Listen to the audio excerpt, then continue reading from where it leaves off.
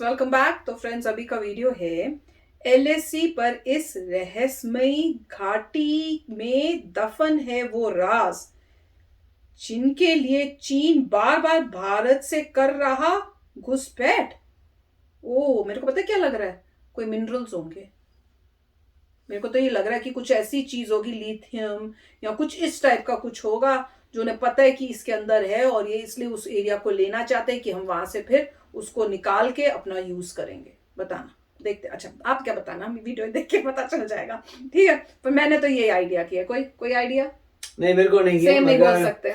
कुछ ऐसे मतलब कई बार ऐसी न्यूज पोर्ट्रे की जाती है कि अभी अगले दिन फाइटिंग हो गया, अभी अगले दिन, वो सब गलत होता। देखेंगे हो क्या रहा है। पर ये वो नहीं कह रहे, वो कह रहे हैं इस घाटी के लिए क्यों कर रहे हैं, क्योंकि इसमें कोई राज है। बिल्कुल, ये डॉक्यूमेंटेड था कहीं ना कहीं और देखना पड़ेगा कहाँ लिखा हो गया था कि क्या राज है। चलो, मैंने तो बता दिया, इनको कोई आइडिया नहीं है। तो जब आइडिया नहीं होता ना किसी को, तो फिर यही कहता है यार न्यूज ही गलत है, वो है ना। तो चलो वीडियो शुरू करते हैं। पर वीडियो शुरू करने से पहले अगर आप चैनल पर नए हो और आपने अभी तक सब्सक्राइब नहीं किया तो जल्दी से पहले सब्सक्राइब के बटन और बेल आइकन को क्लिक कर लो ताकि आपको हमारे सारे न्यू वीडियोस के नोटिफिकेशन मिल जाए जैसे हम अपलोड करें। अगर आपको वीडियो पसंद आता है प्लीज लाइक एंड शेयर। चलिए शुरू करते हैं। देखते क्या है एलएसी पर वो क्या है जिसे दिन रात खोज रहा है चीन। खोज रहा है। अच्छा। क्या चीन ने 1962 में इसीलिए किया था भारत पर हमला? आखिर क्या है वो पहेली जिसे सुलझाना चाहते हैं जिनपिंग? चीन बॉर्डर पर घुसपैठ के पीछे का असली राज। दोस्तों, लद्दाख से लेकर अरुणाचल प्रदेश तक चीन एक के बाद एक लगातार घुसपैठ की घटनाओं को अंजाम दे रहा है। कभी उसके सिपाही डोकलाम में घुस आते हैं, कभी लद्दाख की पैंगोंग झील के किनारे आगे बढ़ाते हैं, तो कभी उत्तराखंड के बाराहोती में वो कुछ तलाशते नजर आते हैं। तो अब अरुणाचल प्रदेश के तवांग में वो घुसपैठ करते हैं। दोस्तों, लोकल लोगों की माने तो इन घुसपैठों के अलावा भी चीन के कुछ खास लोग बेहद ही खुफिया तरीके से बॉर्डर इलाके में कुछ खोजते नजर आते हैं।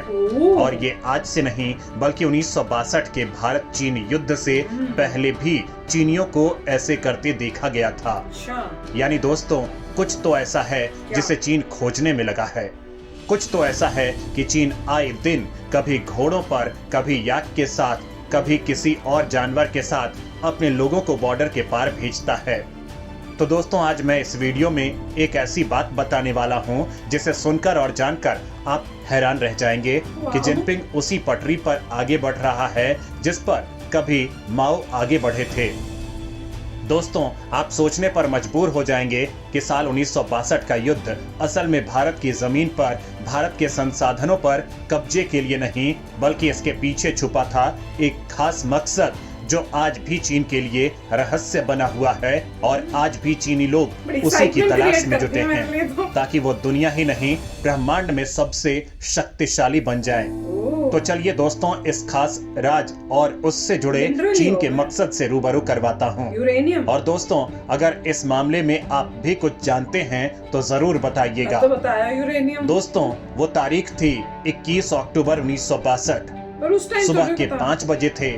जगह थी उत्तराखंड का बाराहोती इलाका, लद्दाख से लगती भारत चीन सीमा और नेफा यानी नॉर्थ ईस्ट फ्रंटियर एजेंसी, जिसे आज अरुणाचल प्रदेश कहा जाता है, उससे लगता चीन बॉर्डर भारत के जवान हर दिन की तरह पहरा दे रहे थे। तभी चीन की ओर से ताबड़तोड़ फायरिंग शुरू हो जाती है। चीन ने अचानक से लद्दाख और नेफा के 2 मोर्चों पर एक साथ हमला बोल दिया। भारतीय सेना अचानक हुए इस हमले के लिए बिल्कुल भी तैयार नहीं थी, लिहाजा हर मोर्चे पर बड़ा नुकसान भी उठाना पड़ा। इस युद्ध को शुरू हुए करीब 1 महीने का वक्त बीत चुका था और तब चीनी फौज नेफा में बहुत आगे बढ़ चुकी थी। जल्द ही असम भी उनके कब्जे में आने वाला था, लेकिन तभी अचानक से 22 नवंबर को चीन एक तरफा युद्ध विराम का ऐलान कर देता है। सभी हैरान रह गए कि आखिर हर मोर्चे पर जीत हासिल कर रहे चीन ने खुद ही युद्ध विराम का ऐलान क्यों कर दिया। यहाँ तक कि भारत के विदेश मंत्रालय, गृह मंत्रालय, खुफिया विभाग से लेकर खुद प्रधानमंत्री नेहरू को भी इसकी खबर नहीं थी। सब हैरान हैं क्योंकि जिस चीन ने अरुणाचल प्रदेश के आधे से ज्यादा हिस्से पर कब्जा कर लिया था, वो युद्ध विराम की घोषणा के बाद वो सारा इलाका खाली कर वापस मैकमोहन रेखा के पीछे चला गया था। इतना ही नहीं, लद्दाख में भी वो युद्ध से पहले वाली स्थिति में लौट चुका था। लेकिन दोस्तों, यहीं से कुछ सवाल उभरे जिनके जवाब आज तक लोग तलाशते रहे हैं कि आखिर चीन ने भारत पर अचानक हमला क्यों किया, और अगर मान भी लिया जाए कि भारत को नीचा दिखाने, पंडित नेहरू की नीतियों से नाराजगी या फिर भारत को कमजोर करने के लिए उसने हमला किया भी था, तो अचानक उसने युद्ध विराम की घोषणा क्यों की और जीते हुए इलाकों को छोड़कर वापस क्यों चला गया? किसी और कंट्री से सवाल प्रेशर कई है हैं क्या? दोस्तों, और जवाब है शांग्री-ला घाटी। जी हाँ दोस्तों, बिल्कुल ठीक सुन रहे हैं आप। यही वो मेन जड़ है जिसके तलाश में चीन दशकों से जुटा है। तलाश में मतलब? आप सोच रहे होंगे कि शांग्री-ला घाटी में ऐसा क्या है जिसके चक्कर में चीन ने भारत पर हमला बोल दिया, और क्या युद्ध के बाद उसे इस घाटी के बारे में कुछ पता चला? हम क्यों बता रहे हैं? तो दोस्तों, वीडियो में मैं आपको इन तमाम बातों को बताऊंगा, लेकिन उससे पहले आपको बता दूं कि खुफिया रिपोर्ट्स बताती हैं कि चीन ने इस घाटी के चक्कर में ही भारत पर आक्रमण किया था। क्यों?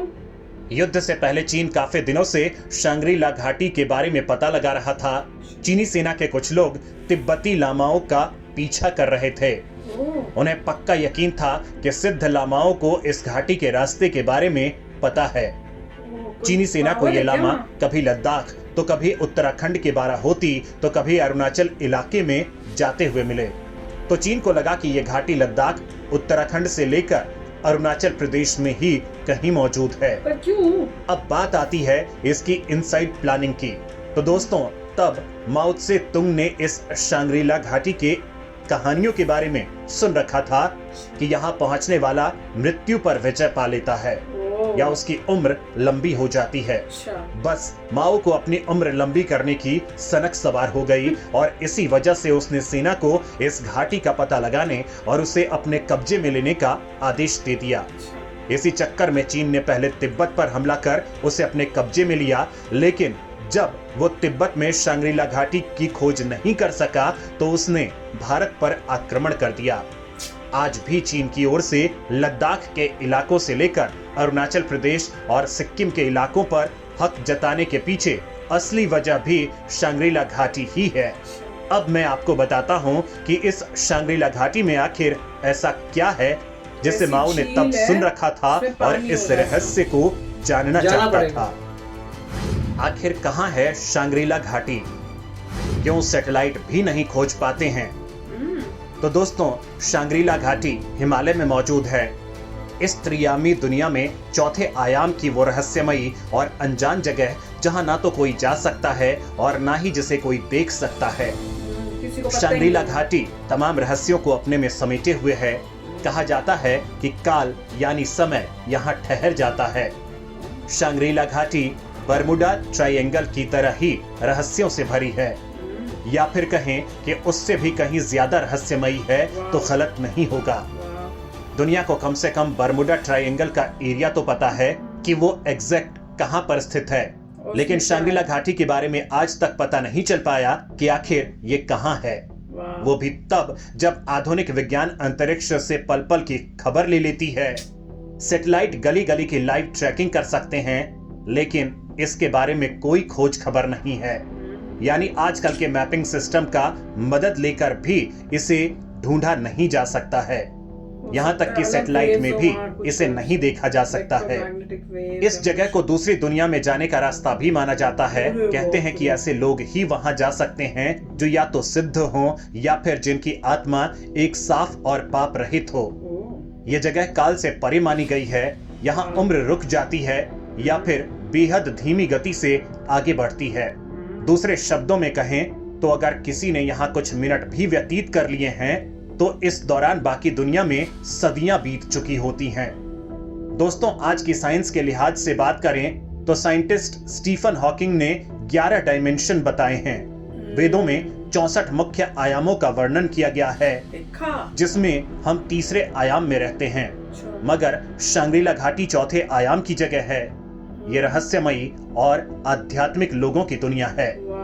यहाँ रहने वाले हर किसी का भाग्य पहले से ही निश्चित होता है और यहाँ रहने वाला हर कोई अमर है। यहाँ किसी की मृत्यु नहीं होती है। शांग्रीला को तिब्बती शंभाला के नाम से पुकारते हैं। इसे सिद्धाश्रम और ज्ञानगंज मठ के नाम से भी जाना जाता है। कहा जाता है कि यह जगह हिमालय में तिब्बत और अरुणाचल प्रदेश के बीच में कहीं मौजूद है।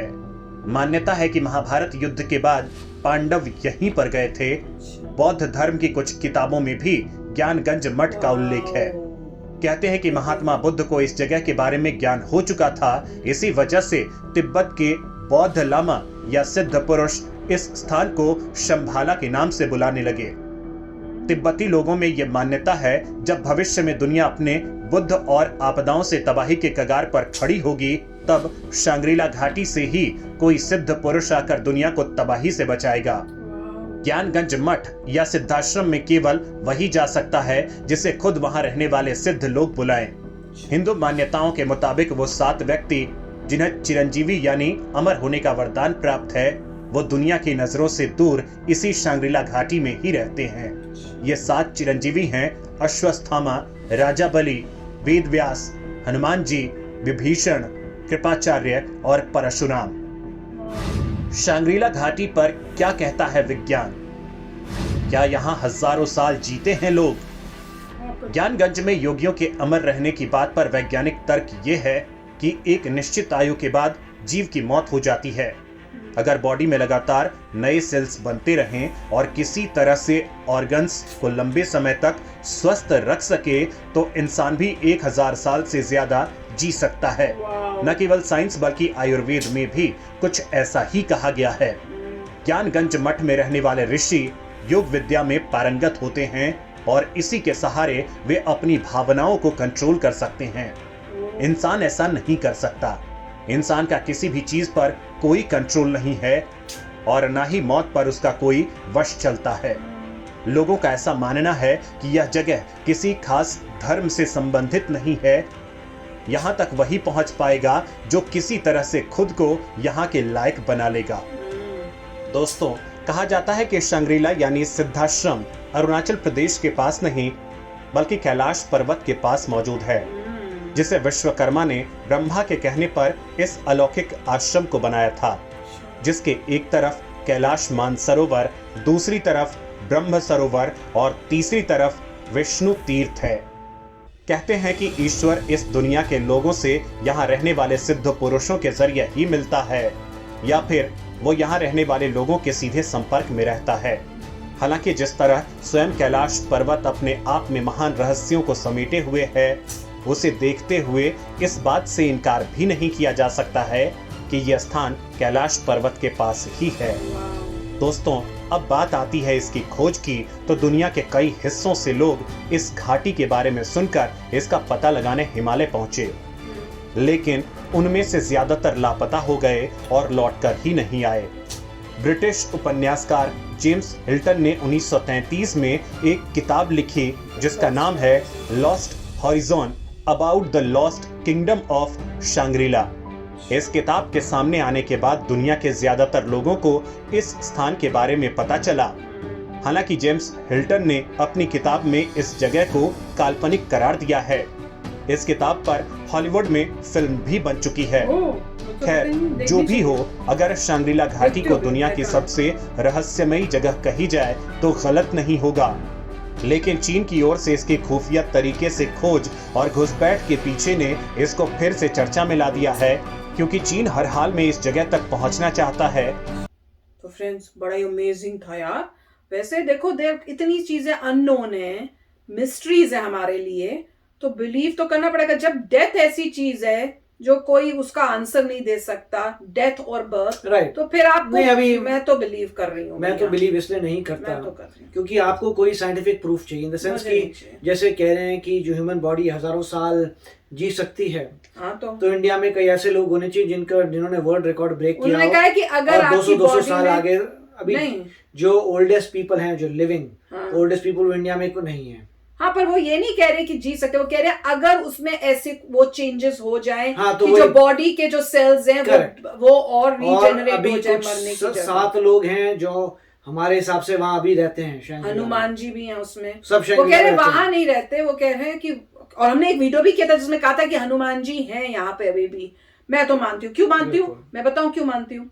क्योंकि मेरे को इतनी बारी ऐसा होता है कि मैं बैठी होती हूँ और मैं देखती हूँ कुछ और मेरे को लगता है ये तो पहले हो चुका है। इवन जब मैं वीडियोस कई बारी कर रही होती हूँ, मुझे ऐसे लगता है कि ये वीडियो तो मैंने पहले से देखी हुई है और ये मैंने शायद उसको देख के रिएक्शन भी किया हुआ है, और फिर मैं खास उसका डेट देखती हूँ, टाइम देखती हूँ, वो कल की होती है। मैंने कहा फिर मुझे मेरे दिमाग में क्यों आ रहा है जैसे ये मैंने कभी देखी हुई है, जानी पहचानी लग रही है, और वो नई न्यूज है। तो जब ऐसा, और एक बार ही नहीं हुआ, रिसेंटली हो रहा है, बहुत लोगों के साथ ये बहुत हो रहा है, वो कुछ और चीज है, जो भी है वो मतलब हो सकता है कि कुछ है। और आज आपको पता लग गया, हम सब लोगों को पता लग गया कि इंडिया और चाइना का सबसे बड़ी फाइट शैंग्री-ला के लिए है। और मेन कॉज जो है चाइना क्यों एक्सपैंड करना चाहता है शैंग्री-ला के लिए, बेसिकली जो लीडर है, सारी प्रॉब्लम्स हो रही है शैंग्री-ला के लिए, बस ढूंढने की बात है। नहीं, बेसिकली मुझे लग रहा है ये जो लीडर हैं जब ओल्ड हो जाते हैं चाइना के, तो उनको अब मौत से, क्योंकि देखो सब कुछ मिला हुआ है, पावर मिली हुई है, अब सब चले जाएगा हाथ से, और पता नहीं कि आगे जाके क्या होना है, कहाँ जाना है। तो अब जिनके पास सब कुछ है उनके लिए मौत से उनको डर लगता है। तो वो मौत को करने के लिए उनको जब ये बात सुनने को आती है कि हाँ ऐसा कुछ है, तो उनको ये है कि हम वहां जाके पता करें। तो वो लीडरों को जो है उस वजह से वो करते हैं। कैसी कितनी मूवीज भी तो देखी हुई है कि मौत से बचने के लिए एक्सपेरिमेंट्स करते हैं, वो करते हैं, और उसके बाद अपने आप को चेंज करते हैं, और फिर वो एक डीमन टाइप कोई ईवल चीज बन जाते हैं, और फिर वो बदले लेते हैं। राइट, और हम एक्चुअली रहे भी हुए हैं शैंग्री-ला में। हैं? हाँ, पर वो तो होटल था, कुछ भी बोल भी जा रहे हैं, मजाक जिस ये ढूंढ रहे हैं शैंग्री-ला को, हमने और हम शैंग्री-ला में रह भी चुके हैं, कुछ भी मलेशिया में। नहीं, पर सीरियसली पता मेरे को, मैं बिलीव करती हूँ ये बात है कि ये चीजें हमें पता नहीं चल पा रही हैं क्योंकि प्रूफ्स नहीं है और साइंटिफिक एक्सप्लेनेशन नहीं है, इसलिए हमें लगता है कि नहीं ये तो सब ऐसी कहानी है। नहीं, ये सब शैंग्री-ला जो है पॉसिबल है।